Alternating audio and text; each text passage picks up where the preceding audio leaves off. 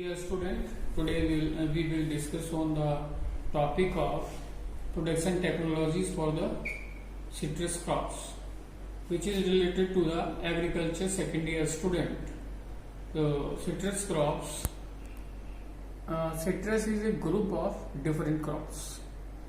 कई सारी जो फसलें हैं उससे मिलके हम सिट्रस ग्रुप कहते हैं और सिट्रस रिच सोर्स है विटामिन सी का।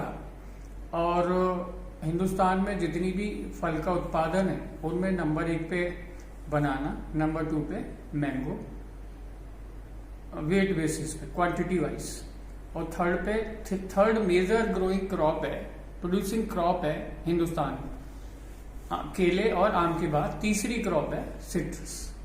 और जैसा मैंने आपको बताया विटामिन सी का रिच सोर्स है और जितने भी सिट्रस कल्टीवेशन करने वाले देश हैं उनमें 5th रैंक है हमारे देश की। तो इस पे हम बात करते हैं topic production technology for the cultivation of citrus. 2N number या chromosome number 18 family Rutaceae, origin tropical and subtropical regions of Asia। Lime और एसिड लाइम या सोल लाइम, सिट्रस और एंटीफोलिया, रंगपुर लाइम और हिल लेमन, सिट्रस लिमोनिया, sweet lime मीठा नींबू, citrus लिमोटॉइड्स, मैंडरिन्स ऑरेंजेस और लूज स्किन संतरा, सिट्रस रेटिकुलाटा, sweet oranges tight skin mosambi, citrus साइनेंसिस। Citrus is next to banana and mango present third important crop of India. जैसा मैंने आपको बताया केले और आम के बाद तीसरी इंपॉर्टेंट क्रॉप है भारत में। India's rank 5th among major lime and lemon producing countries in the world. 5वीं रैंक है जितने भी लाइम लेमन प्रोड्यूस करने वाले देश हैं उनमें। Rich source of vitamin C. Climate and soil, tropical climate, the area warm moderately humid, free from strong winds and frost are ideal for its cultivation. Tropical climate और ऐसे area जहां मध्यम उमस, तेज हवाओं से, तेज गर्मी से, तेज पाले से, जहां पे बचाव है, फ्री फ्रॉम स्ट्रॉन्ग विंड्स, तेज हवाएं नहीं चलती, कम पाला पड़ता है, ऐसा एरिया उनके लिए बेहतर है। It grow successfully even up to 1000 above mean sea level. समुद्र तल से 1000 मीटर की ऊंचाई इसके लिए बेस्ट है, बेहतर है, वहां तक इसको हम इसका कल्टीवेशन कर सकते हैं। जबकि ट्रॉपिकल फ्रूट है, समुद्र तल के किनारे का फ्रूट है। जैसा मैंने आपको मैंगो में बताया था कि मैंगो ट्रॉपिकल फ्रूट है लेकिन हम उसको सब ट्रॉपिकल में भी लेते हैं। Where rainfall is above 1250 mm, जहां पे रेनफॉल 1250 mm हो annually. A loamy soil of uniform texture will drain, well drained and rich in organic matter and fertility with a pH of 6.5 to 7.0 for growth and yield। अच्छी loamy soils जिसका texture uniform हो, एक रूप हो, और अच्छा जल निकास हो, जिसका ऑर्गेनिक मैटर अच्छा हो, अच्छी फर्टिलिटी हो और जिसका पीएच 6.5 से 7 हो, वो अच्छा है इसकी ग्रोथ और यील्ड के लिए, उपज के लिए। वैरायटी की अगर हम बात करें, वैरायटीज में अगर हम देखें तो एसिड लाइम के लिए, कागजी नींबू के लिए Pramalini, Vikram, Chakradhar, seedless lime. Mandarin oranges, संतरे की अगर हम बात करें Nagpur orange, Khasi orange, Sikkim orange. Sweet orange की अगर हम बात करें, मुसम्मी की ब्लड रेड, हेमलिन, मुसम्मी।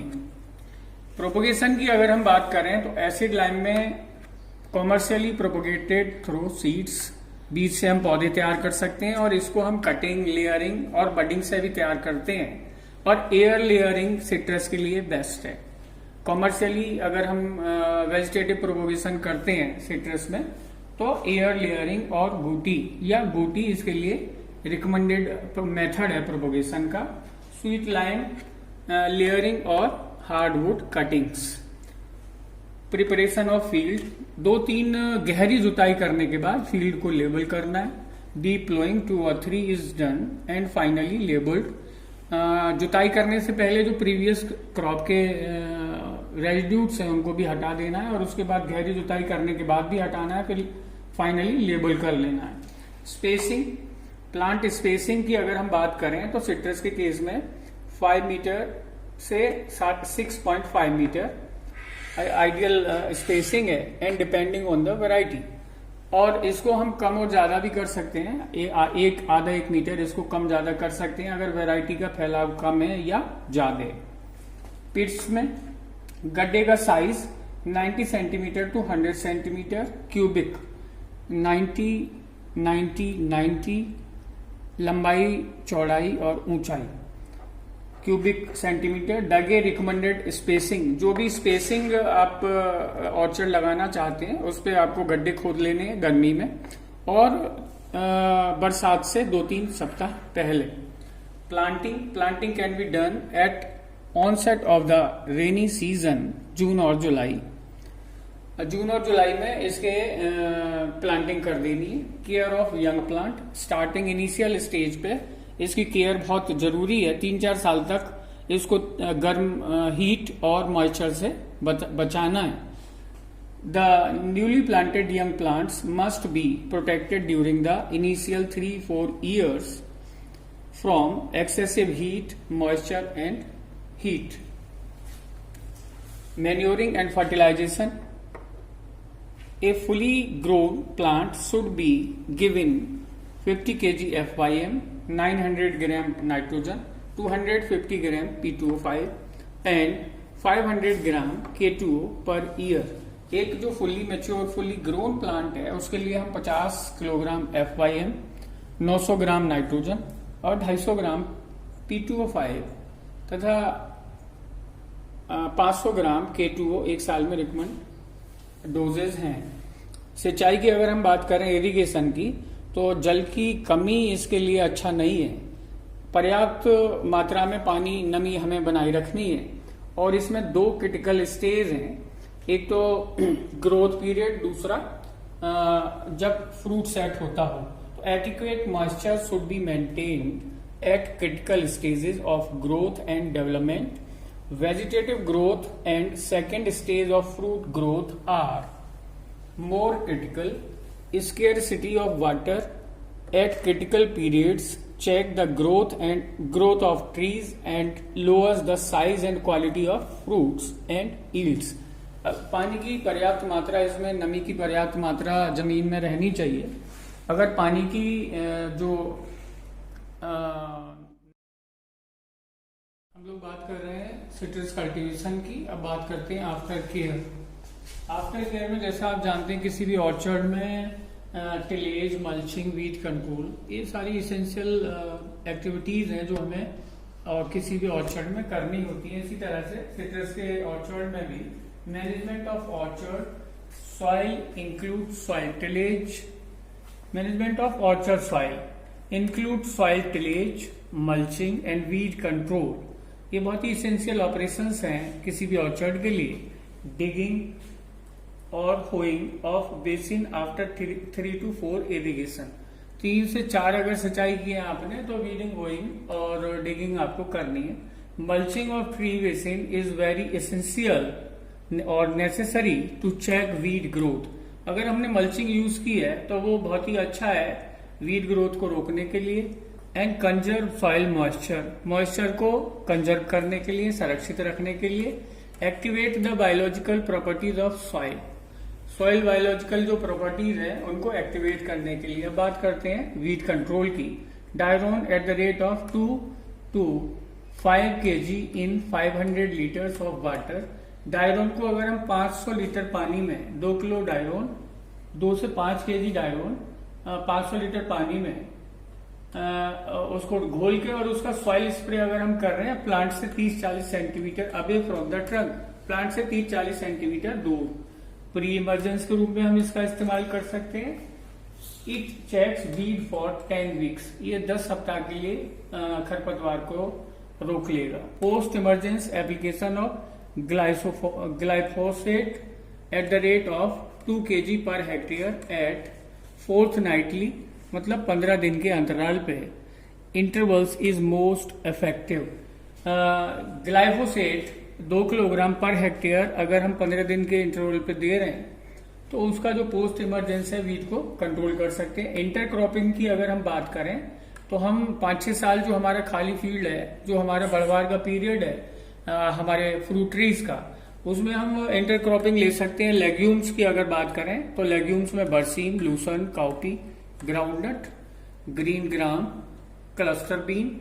और अगर हम वेजिटेबल की बात करें तो पंपकिन, कद्दू, टिंडा, ऑनियन। इन समर वेजिटेबल्स को अगर समर में ग्रो करना है तो कद्दू, टिंडा, प्याज ले सकते हैं गर्मियों में। और अगर विंटर में लेना है तो हमें पी, सलजम, carrot and cold crops in winter can be raised as intercropping citrus. अब बात करते हैं harvesting and post harvest management की। Harvesting of limes and lemons differs with species, varieties and region of cultivation। अगर हम एक particular season या variety या टाइम की बात करें तो ये डिपेंड करेगा स्पीसीज के ऊपर, वैरायटी के ऊपर और रीजन के ऊपर। In North India sweet lime comes to market in August to October, in Assam in September to November and in South India during August to September. Color break of fruit from green to yellow is ideal for harvesting lime and lemons। जैसे ही हरे से पीलापन लेते हुआ fruit आपको दिखता है तो वो सही टाइम है आपके फ्रूट को हार्वेस्ट करने का। एक गुड एसिड लाइम प्लांट में yield 2000 to 5000 fruits per annum or year। The average yield is 3000 to 500 fruits per tree। And lemon के केस में a lemon tree on an average yield 600 to 800 fruits per tree.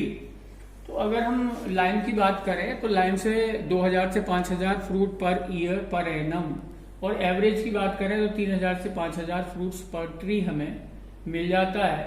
और lemon के case में अगर हम देखें तो ये हमें 600 से 800 फ्रूट पर ट्री मिलते हैं।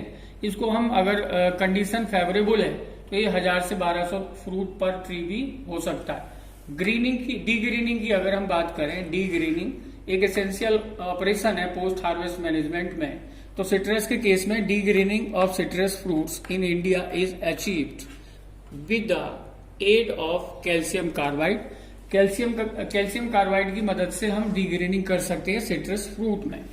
वैक्सिंग एक और पोस्ट हार्वेस्ट मैनेजमेंट का एक पार्ट है। वैक्सीन मोम चढ़ाना is a method by which wilting and shrivelling of fruits can be avoided and their shelf life can be extended. अगर हम फ्रूट के ऊपर वैक्सिंग कर देते हैं तो उससे फलों का बासी होना, सिकुड़ना रोक सकते हैं और फ्रूट की हम जो स्टोरेज लाइफ है, सेल्फ लाइफ है, उसको भी बढ़ा सकते हैं। अब बात करें फिजियोलॉजिकल डिसऑर्डर की तो क्रैकिंग और स्प्लिटिंग ऑफ लाइम्स, फलों का फटना और चटक जाना, ये कॉमन प्रॉब्लम है, फिजिकल डिसऑर्डर है लाइम फ्रूट्स में, लाइम और लेमन्स में। तो क्रैकिंग और splitting of fruit of lime and lemons is a common physiological disorder. Fruit cracking is associated with sudden changes in weather, heavy irrigation or rainfall, prolonged drought and infection of bacteria। जब हम नींबू के बगीचे में एक लंबे time के बाद, गर्मियों में एक लंबे टाइम के बाद सिंचाई देते हैं तो वो पानी, जो पौधा है वो पानी बहुत तेजी से इनटेक करता है। अल्टीमेटली जो फ्रूट में क्रैकिंग की प्रॉब्लम है वो आ जाती है। और या फिर बहुत तेजी से अगर हवा चल रही है, गर्म हवा चल रही है, तो उसके कारण भी फ्रूट क्रैकिंग हो सकती है। और इसको हम कम कर सकते हैं फ्रीक्वेंट इरिगेशन अगर हम करें, लगातार समय समय पे पानी दें, हल्की सिंचाई करें गर्मियों में। It can be minimized by giving timely and frequent light irrigation during summers. तो लगातार अगर हम फ्रीक्वेंट सिंचाई करें समर में तो हम इसको रोक सकते हैं। Application of potash also reduces fruit splitting, जो फल का फटना है, चटकना है, उसको हम अवॉइड कर सकते हैं, रोक सकते हैं अगर हम पोटैश की अप्लाई कर देते हैं तो। Thank you very much.